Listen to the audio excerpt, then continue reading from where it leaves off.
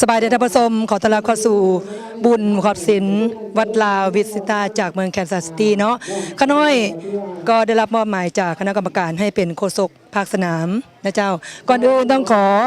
สบายดีแม่บ้านมาจากลุยสนาสบายดีแม่หมวยแล้วก็สบายดีคณะกรรมการการนมัสการอาจารย์คำพูเนาะที่ท่านเห็นอยู่นี่ก็คือผลไม้รากไม้กับข้าวกับป่าหน่อไม้ข้าวต้มบักฮุงบักเขือบักโอสารพัดนี่คือมาด้วยใจบุญนะแม่หมวยขอแนะนำซื้อน้อยหนึ่งขน่อยนี่คือแม่มวยเด้อมาแต่ลุยเซียนา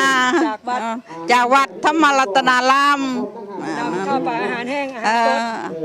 นำเครื่องอาหารสดมาเป็นเจ้าภาพลงทานเหมือนแม่เลยเพื่อมามอบให้แม่ครัวสบายดีเลยสบายนี่สุบันหัวหน้าแม่ครัวอยู่เมืองอยู่วัดวิชิตาแคนซัสขอมกขอบใจนำแม่ครัวบุตรคนมาแต่ลุยเซียนาขอขอบใจหลายๆขอให้ได้บุญได้กุศลหลายๆเด้อแล้วก็อีกท่านหนึ่งสุภาพบุรุษก่อนแนะนำตัวน้อยหนึ่งค่ะน้อยสบายดีข้าน้อยซื้อเท่าอึ้งเป็นกรรมการวัดอยู่วัดวิชิตาแคนซัสขอมขอบใจนำแม่ครัวที่เดินทางมาจากลุยเซียนาเอาของกินของเต้าของต้อนมาซอยวัดบ้านเฮาก็ขอมขอบใจหลายแต่กับพี่น้องทั้งลุยเซียนาเด้อบ่ทุกคนเด้อผู้ที่เป็นเจ้าภาพ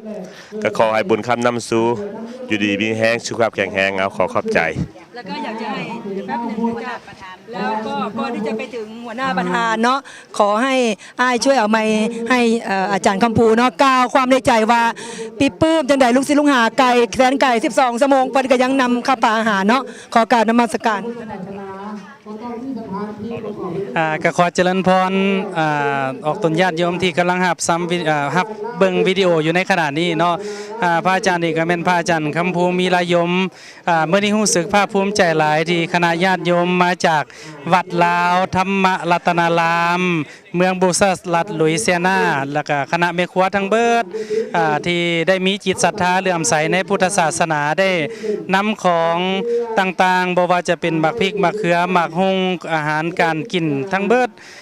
ของสดที่ว่ามาจากรัฐลุยเซียนาน้อมนำมาถวายอยู่ที่วัดลาวพุทธรัตนารามเมืองวิจิตราพระอาจารย์ก็ได้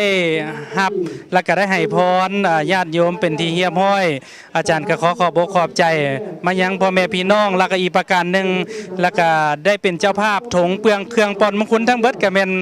คณะญาติโยมลุยเซียนาทั้งเบิดเลยเป็นเจ้าภาพในงานนี้ถือว่า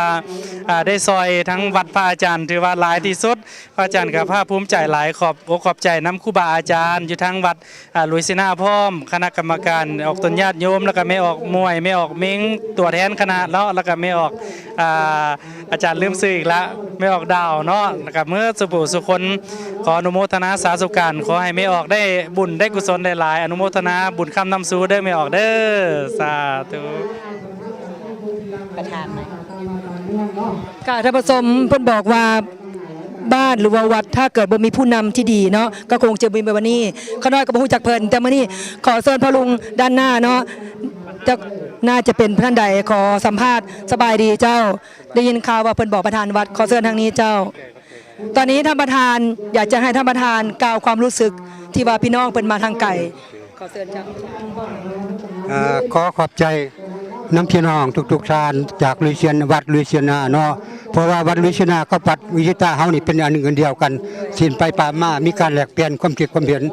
ทั้งด้านเงินค่ำด้านปัจจัยต่างๆบัดนี้ก็ขอขอบใจเป็นพิเศษกำเครื่องที่ว่าคณะแม่ครัวลุยเซียนาเนาะและนำอาหารการกินครบทุกอย่างมาถวายให้พระอาจารย์วัดเฮาอันนี้ก็มีความภาคภูมิใจดีใจเป็นอย่างสุดสิ่งเด้อลูกเด้อสิ่งซื้อหยังกันน้อยผู้ลุงซื้อรุ่นศรียาวงศ์เจ้าแม่แหละแต่ก็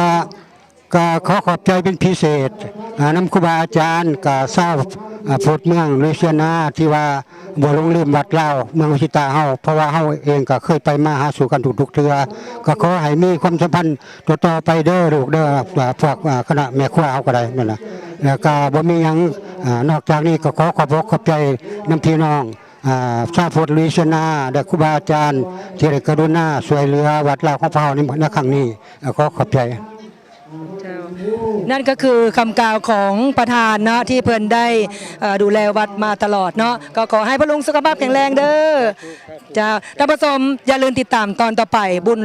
บุญทั้งหมดตั้งแต่วันที่26จนฮอดวันที่3นะเจ้าท่านอยู่ใกล้อยู่ไกลหรือบ่ได้มามื้อนี้อย่าลืมไปตักบาตรสวรรค์บาตรบักใหญ่ที่สุดในโลกเลย